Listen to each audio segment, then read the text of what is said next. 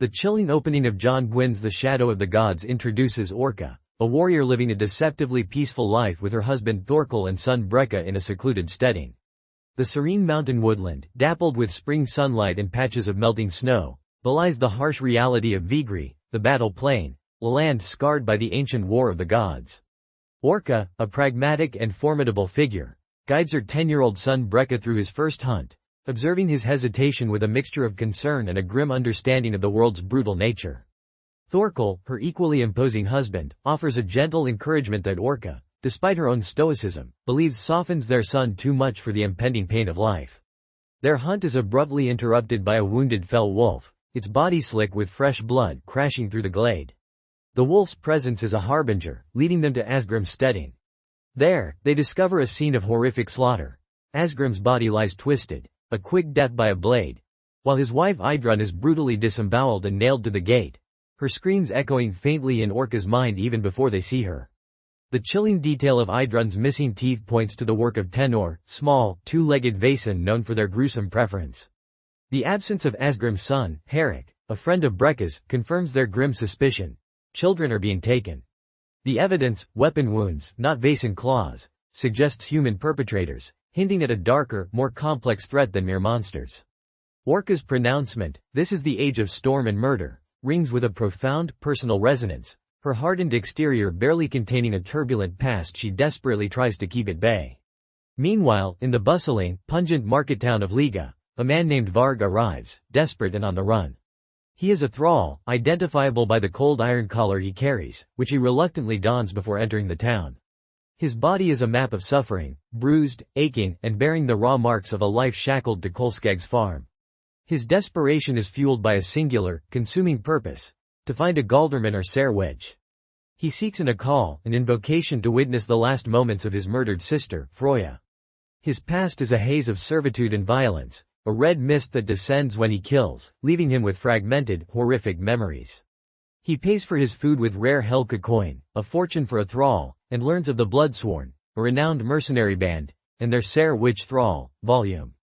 To gain an audience with Volume, Varg, despite his exhaustion and lack of training, impulsively agrees to fight Einar half-troll in a brutal trial to join the Bloodsworn. He fights with a feral desperation, his untrained fists finding surprising power, even biting Einar's leg through his protective gear. He is defeated, but his ferocity catches the eye of Glorner, the Bloodsworn's bald, gray-bearded chief, and his quick-witted second, Svik. Orca and Thorkel, after leaving the bodies of Asgrim and Idrun in Falur, find that Herrick is still missing.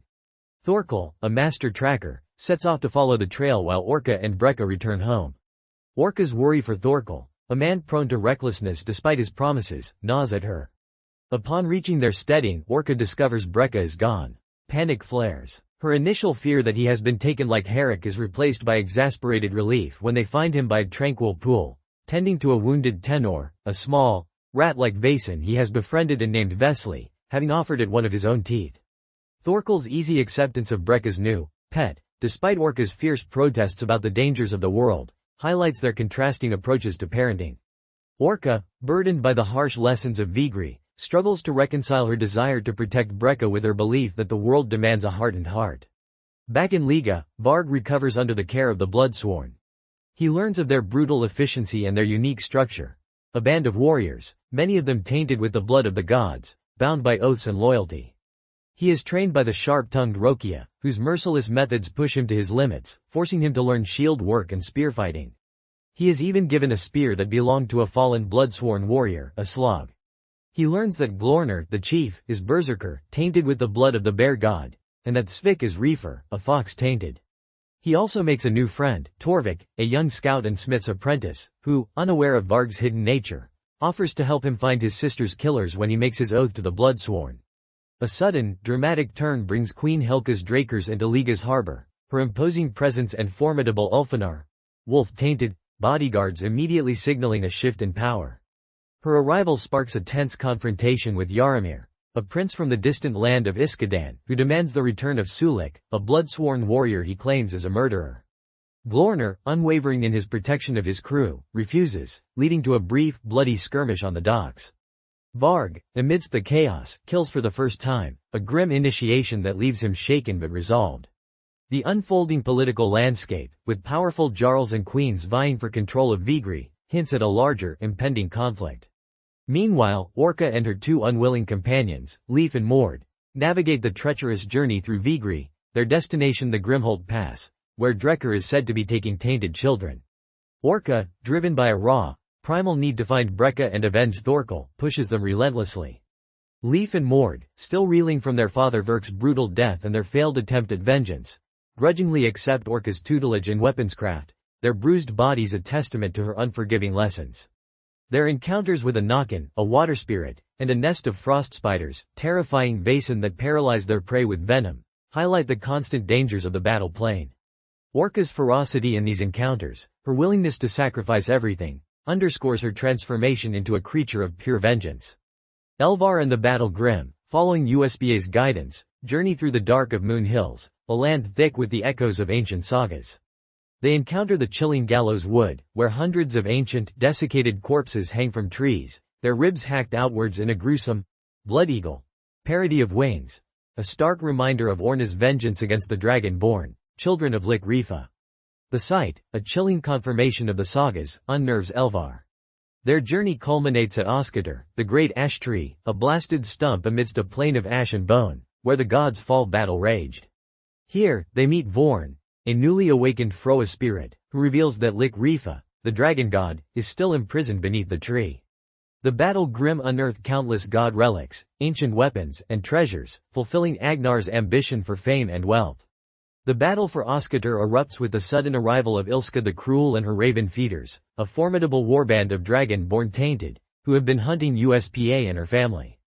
Agnar accepts Ilska's challenge to a Holmgunga, a ritual duel, against her hulking, dragon-born brother, Skri. Agnar, though physically outmatched, fights with cunning and ferocity, but Skri's tainted strength proves too great.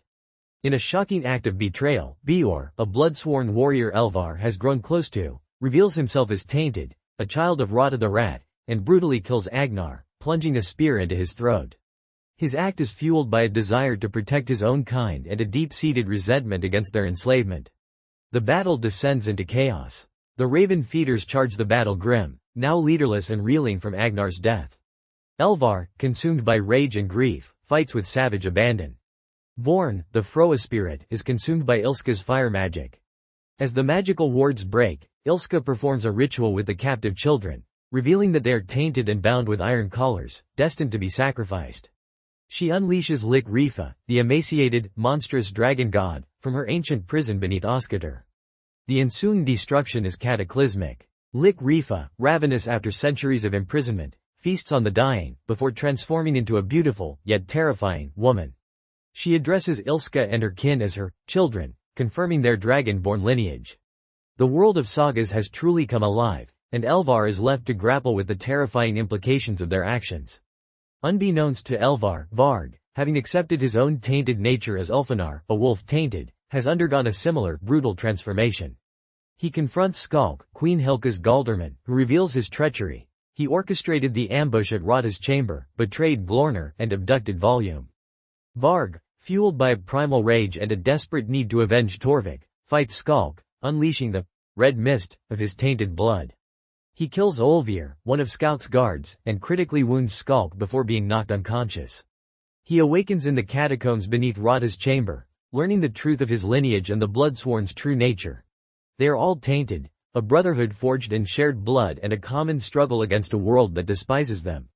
Orca, still pursuing Drekkr, infiltrates Darl. She learns that Drekkr is collecting tainted children for a mysterious purpose at Grimholt Pass and is working with Hakon, Queen Helka's son. In a ruthless and brutal assault on a tavern, Orca unleashes her inner wolf, a feral, tainted rage that makes her an unstoppable force. She confronts Drekkr, the man who killed Thorkel, and learns that her son, Brekka, is one of the children Drekkr has taken. In a desperate flight, Orca, aided by Leif and Mord, escapes Darl, leaving a trail of bodies and chaos in her wake.